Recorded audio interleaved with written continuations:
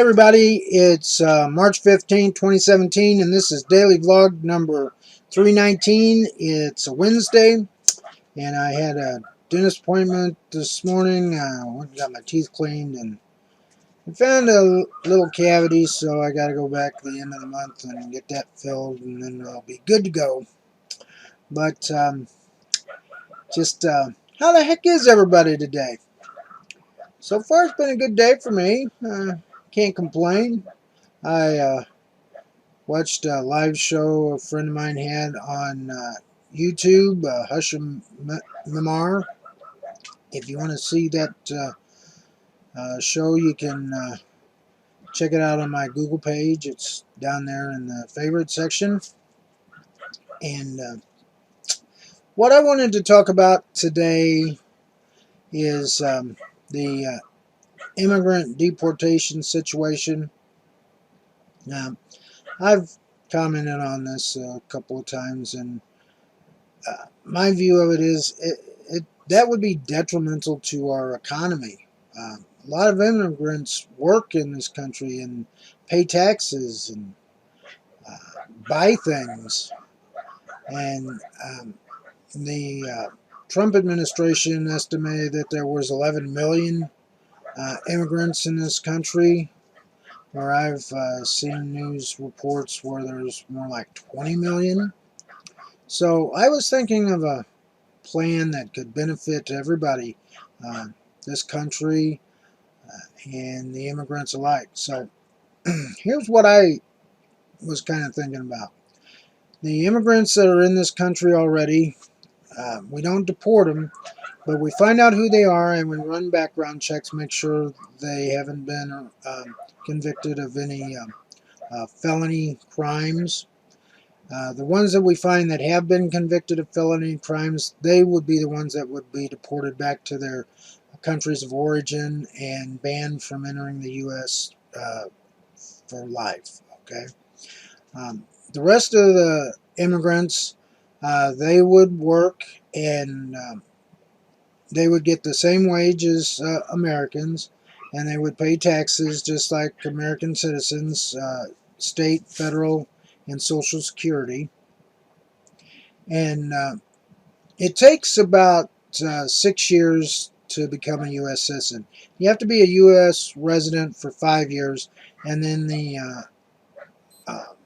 citizenship process takes about a year. So it takes altogether 6 years.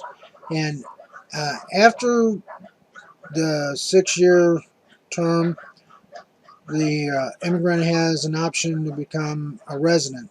Now, while they were going through this process, being resident for 5 years and then going through the citizenship process, they were paying taxes and just like any other citizen. Now, if they don't become a resident after the 6 years, then all of the money that they would have paid into the Social Security system would go from their account and be distributed evenly across the nation to the U.S. citizens currently in this country. Now, every year after that, be reviewed. If they did become a citizen in the next year, then that money that was accrued into the Social Security account for them would stay with them because they would become U.S. citizens. Also, to help find immigrants jobs, could create a national database where employers could submit jobs, and the U.S. population and the immigrants could access that to find jobs. Now, a lot of people say that immigrants take up jobs that normally U.S. citizens would work, and in a lot of cases that might be true. But a way to alleviate that maybe would be when these jobs are posted on this national database system, for the first 15 days, these jobs would only be open to U.S. citizens. After the 15th day, then the jobs would become available to both U.S. citizens and immigrants. That way, everybody gets a chance. and the U.S. citizens get the first pick. So that's kind of what I had in mind, a kind of a plan to help out the economy, help out our social security system, um, help out the immigrants, and make America stronger. So what does everybody think? Do you think that I'm just crazy, that that would never work, or what? Or do you think that maybe some part of that's a good idea? Uh, put your thoughts in the comments there, and good or bad, let me know. And maybe we can get a talk going. And then wanted to talk about something else too. The other day I mentioned a story about a husband and wife who had visited Canada, and on their way back they were stopped at the border, and the border agents there had requested their cell phones, and the husband refused to give his over, and he was more or less tackled and put in a chokehold. And then his wife was asked for her cell phone, and she gave it over. Well, I wasn't sure if the Fourth Amendment applied, and I did some research, and it was kind of ambiguous. And I talked to my law firm, and they were told me that generally smartphones are covered under the Fourth Amendment, but it also seems that border officials and custom officials don't have to follow that rule. I guess until they let you go, you're not actually in this country. So I guess the Constitution doesn't apply to them. I don't know why, but that kind of behavior, it makes people nervous. Oh, there's Rosa. Come here, Rosa. There's Rosa. She was barking at me. Let's get on the video. But like I was saying, that kind of behavior by customs officials makes people nervous. It's like you're in Nazi Germany, where you have to show your papers. And I thought this was the United States of America, where we had rules, and a constitution that we lived by.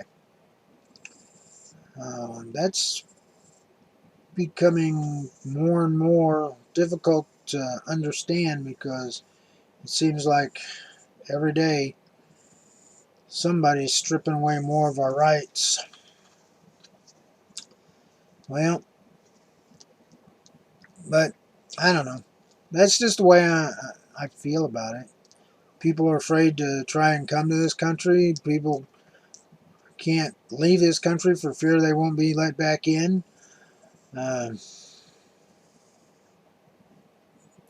It's just sad.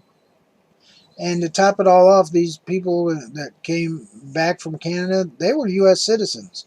The only thing was the husband's heritage, his mother and father and family were from Syria, but he was born and raised in the United States.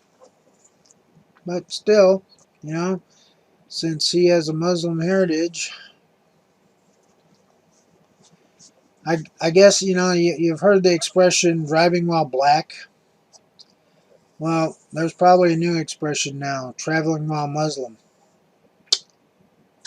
That's sad. Really.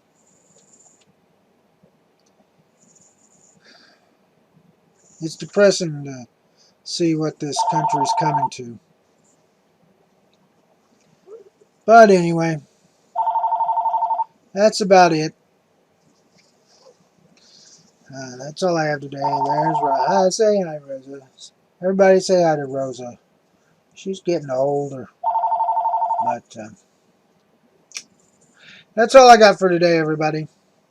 If you like my video, please give me a thumbs up. And please subscribe to my channel if you haven't already. The link's down below. And also tell your friends and family about my channel and my videos. And if you missed yesterday's vlog, just click on the image to the left. And please check out my social media sites, G+, Facebook, and Twitter. And also take a look at my website, the Chuck Baker homepage at chuckbaker.org. The link's up at the top. Till tomorrow, everybody. Take care. Bye-bye.